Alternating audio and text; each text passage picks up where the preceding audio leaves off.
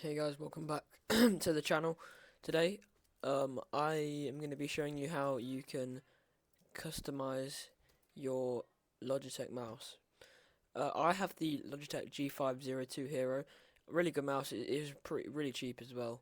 It was like 29.99 off Amazon when I saw it.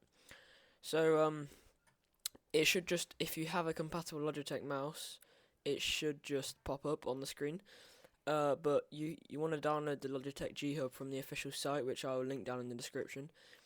Um, so to do it, all you want to do is double tap your mouse, and you can't do it if um, this thing called, I'm not sure it is.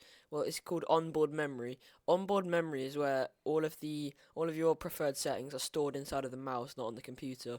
But it's very limited, and you can't do that many things on it. So I have it turned off.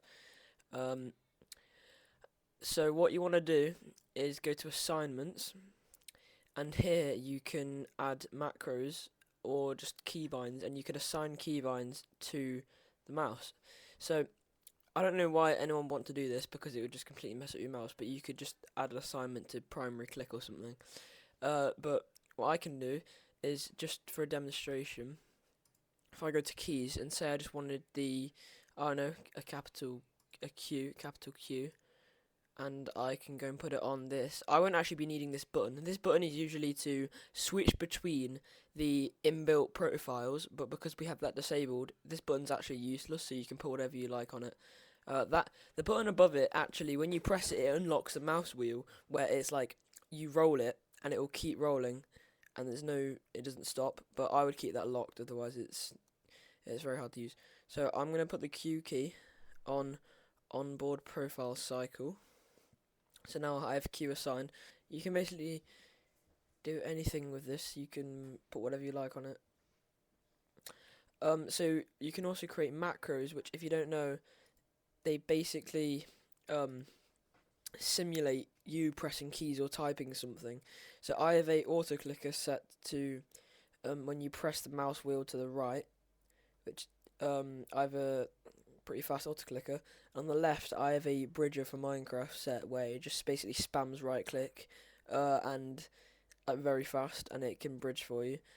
I don't recommend using these on servers or anything that could easily get you banned, because you could get banned from a lot of servers for using these. So if you want like an auto clicker that won't get you banned, I would change the CPS to about 12 or to 15. That's like the fastest, safest one you could get. To create a new one, all you do is press create new macro. You type in, I don't know, let's just say I wanted to make a macro where it spams a few keys or type something. I'll just do OK macro. So basically, I'm gonna make it so no repeat. So I press it once, does it, doesn't repeat, and then I'm gonna make it say OK. So you stop recording, alright, and then now if you save it and put it on, I'll just put it on the Q one again. Now if I press one button is just doing pressing OK. Look, you can hear my mouse. Look, clicked once, clicked once.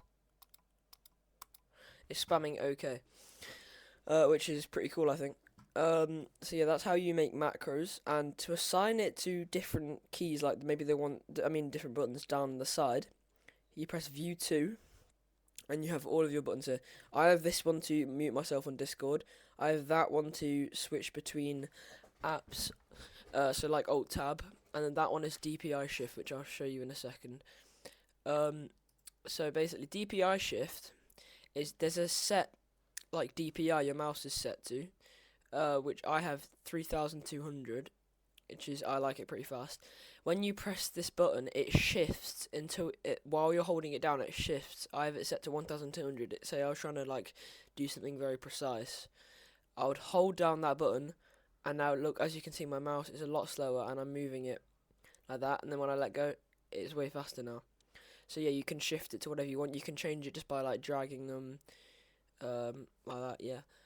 And then the final thing is something called light sync. Now I have this set to Windows settings because Um, I find it's pretty cool because I can control it without having to use this app.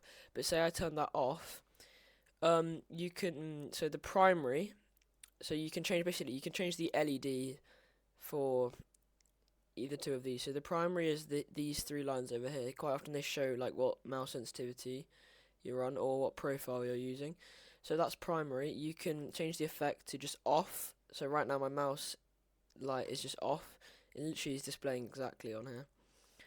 You can change it to breathing, where it kind of like goes on and off slowly, and you can change the color, whatever color you want. There's actually a lot of colors. You can make a custom one as well. And there's all these other ones. So screen sampler. Yeah, you can figure around with that because it's pretty tricky to do. Or you can just do cycle, where you can change how fast it cycles. As you can see, it's going very fast. And then how bright it is. Alright, so if you move on to the logo, it's basically the same situation but with the logo. Now, if you want both of them to be perfectly in sync, you can just press sync lighting zones, wait a few seconds, and now I can see on my mouse both are now, yeah, they're properly in sync on my mouse right now. So that is pretty cool.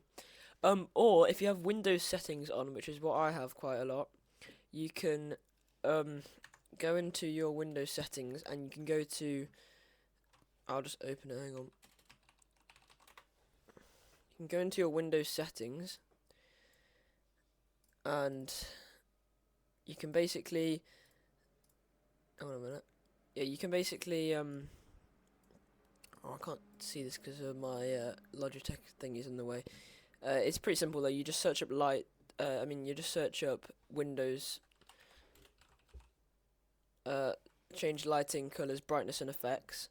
You click on G502 Hero, whichever mouse you have, and you click use dynamic lighting on this device, and you can mess around with it, change it to whatever colors you want. So yeah, that's it to do with all the settings, I think.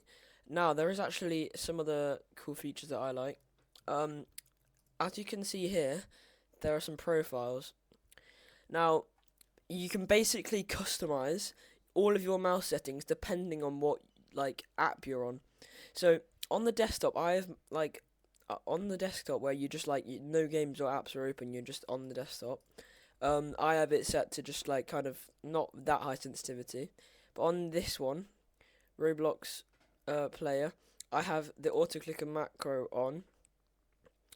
And yeah, you can basically change between. So now that's active, as you can see. My DPI has changed. So my DPI has changed because I like it more sensitive when you do that, and then the range of my DPI has changed as well, so I can make it higher or lower depending on what I want. Yeah, so you can add more profiles here, so you just add games and apps. It basically scans all of your Steam apps. So I've got all of these. But what you can do is, obviously Roblox is not a Steam app, so you can basically if you browse, you can click on any exe files or MSI files that you have of apps or games that you want to add. That's what I did for Roblox. Yeah, so to do that, that's pretty much it, really. I highly recommend this mouse. It's very good. It's pretty cheap as well, seeing as it's Logitech and a gaming mouse. There are a few more things outside of the software, like you can take this tab at the bottom of the mouse where you can change, take the weights out and stuff and put different weights in. Oh yeah, there's one other thing. If you do want the onboard memory mode, you can turn it on, meaning if you take your mouse anywhere, basically all the settings are stored in here. Then your button that change profiles will be on, as you can see, it's changing profiles. And when you click on it, you can basically you can just change like what you like, the cycle and all of this.